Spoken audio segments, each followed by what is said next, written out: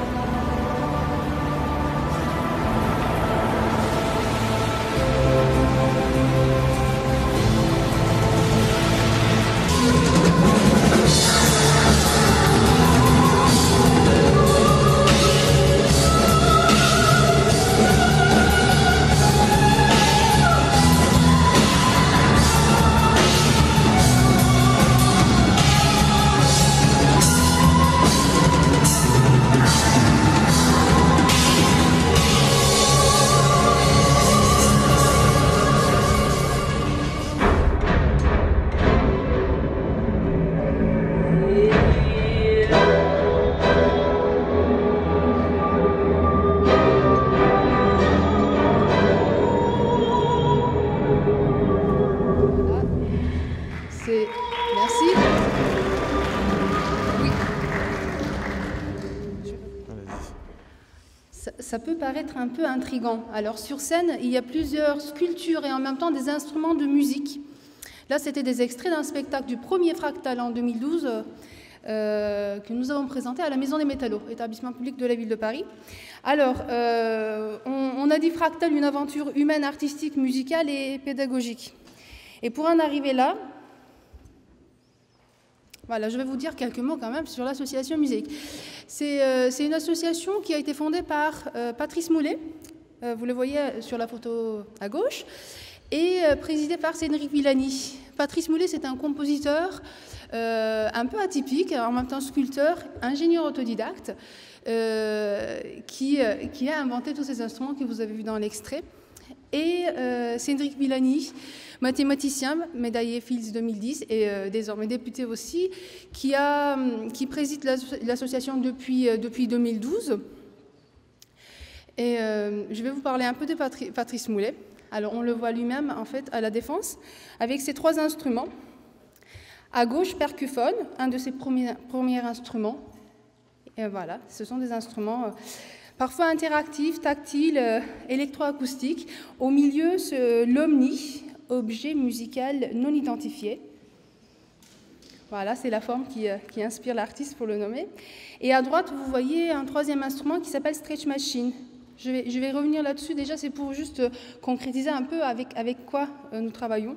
Là, on voit Patrice Moulet dans les années 70 avec le groupe Alp qui a fait des centaines de concerts avec Catherine Ribeiro. C'était un groupe de musique rock qui a cartonné. Mais déjà à cette époque-là, il inventait ses instruments de musique. Et au bout d'un moment, il s'est complètement consacré, on va dire, à partir des années 80. Et à partir des années 90, il s'est installé à son atelier d'expérimentation musicale à la Défense. Là, vous le voyez dans son atelier à la Défense, avec plein d'instruments.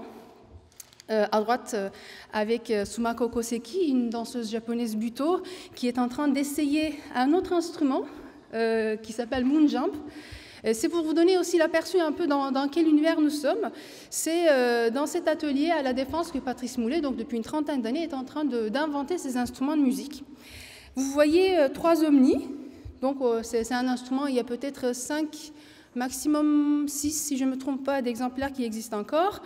2 stretch machines, à l'avant, à l'arrière. Et vous allez voir au fond à droite aussi un instrument en forme triangulaire, STI, surface triangulaire inclinée. Ce sont stretch machine, l'omni et surface triangulaire inclinée. Ça va être les 3 instruments principaux que nous allons utiliser à la fois en atelier avec les populations avec qui nous travaillons, à la fois muséique, l'association monte des concerts. Alors, objet musical non identifié. Comme vous voyez, c'est un instrument qui est un peu inhabituel dans l'approche à la musique, qui est à l'origine destiné à des musiciens professionnels, qui peuvent avoir des compositions, qui peuvent avoir leurs morceaux à jouer, autant qu'ils peuvent aussi improviser. Ce sont des 108 plaques métalliques sous lesquelles sont installés des capteurs de mouvement. C'est des capteurs, le nom m'échappe, piezo, qui captent la vibration. Et cette vibration est transformée en signal électrique lié à un ordinateur dans lequel il y a des dizaines de milliers de sons. Ça peut être des sons synthétiques ou des sons électroacoustiques qu'on enregistre. Et on utilise cette interface, cet instrument de musique et sculpture interactive pour déclencher ces sons-là. Donc les possibilités de l'utilisation pour un musicien, c'est illimité, et les possibilités de développement de l'instrument est illimitée aussi.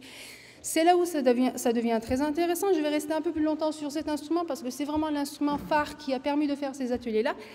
Il est très tactile et il permet un aller-retour entre ses utilisations et son développement au fur et à mesure. Deuxième instrument qu'on utilise aussi, surface triangulaire inclinée, c'est le même principe que l'Omni, sauf que c'est posé au sol, il y a moins de plaques dessus et le son est déclenché par les pieds. Donc, habituellement, quand c'est des danseurs professionnels, vont faire des performances plutôt debout, mais on peut tout à fait l'imaginer, enfin, imaginer aussi une utilisation couchée sur les genoux, sur le dos, avec les mains, avec les baguettes, tout est possible. Là, les photos que je choisis aussi au fur et à mesure, c'est pour vous les montrer dans différents contextes. À gauche, vous voyez une jeune fille d'un hôpital de jour lors d'un concert qui joue dessus. À droite, vous voyez d'autres jeunes qui jouent lors d'une démonstration à la Maison des Métallos. Troisième instrument, Stretch Machine, qui est un autre instrument où on tire les filins et on fait du morphing, en fait on module le son en direct. C'est un principe un peu plus différent. Encore une fois, vous voyez aussi Patrice Moulet lors d'un concert qui joue, qui est en train de faire un concert à côté avec une chanteuse lyrique qui fait partie de l'équipe artistique, Élise Dobrowski. Et à gauche, vous voyez l'utilisation du même instrument par un jeune d'un IME, Institut médico-éducatif du 15e arrondissement, avec qui nous faisons des ateliers et avec qui nous avons organisé, par exemple, le dernier concert en 2018 à la mairie du 13e. Donc, l'association muséique, qui réalise ces concerts et ces ateliers, a deux objectifs principaux. Dans un premier temps, c'est soutenir la création de ces instruments par Patrice Moulet.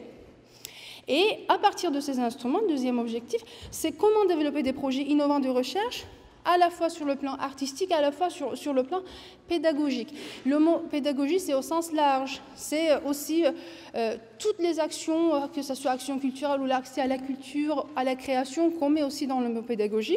Donc on porte une attention particulière au monde du handicap, mais pas que, je dirais d'une manière générale, au monde de l'exclusion, parce que les utilisations très faciles de ces instruments nous a permis de réaliser des ateliers autant avec des personnes âgées atteintes d'Alzheimer, avec des services d'addiction des hôpitaux, par exemple à Villejuif, des enfants comme des scolaires, mélanger les milieux ordinaires, ce qu'on appelle les neurotypiques, avec d'autres problématiques, voilà, toutes sortes d'empêchements qui pourraient empêcher la personne d'accéder à sa création et surtout à l'improvisation. À partir de là, dans l'historique, comment on a réussi à avoir ces projets-là? Tout simplement lors d'une exposition dans les débuts des années 2000, parce que Patrice Moulet, avec ces instruments-là, il en a fait des très très grandes expositions au Grand Palais, à la Villette, Musicorama. Ces instruments ont eu la possibilité de rencontrer des publics.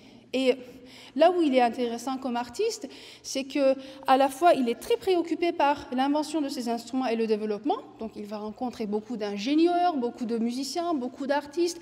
Mais à la fois, il est passionné par l'utilisation de ces instruments par tout public. Et lors d'une exposition, il s'avère qu'un groupe de jeunes enfants d'un IME qui étaient en train de visiter, et au lieu de passer 5 minutes, ils passent 3/4 d'heure à jouer, avec des expressions de joie sur le visage, et l'équipe éducative qui font des retours à Patrice Moulet en disant « c'est incroyable ce qui se passe avec cet instrument-là ».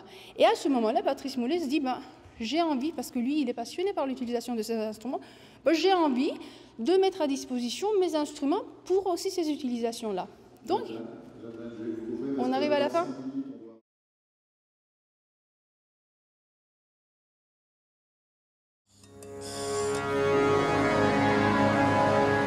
Sri Lanka.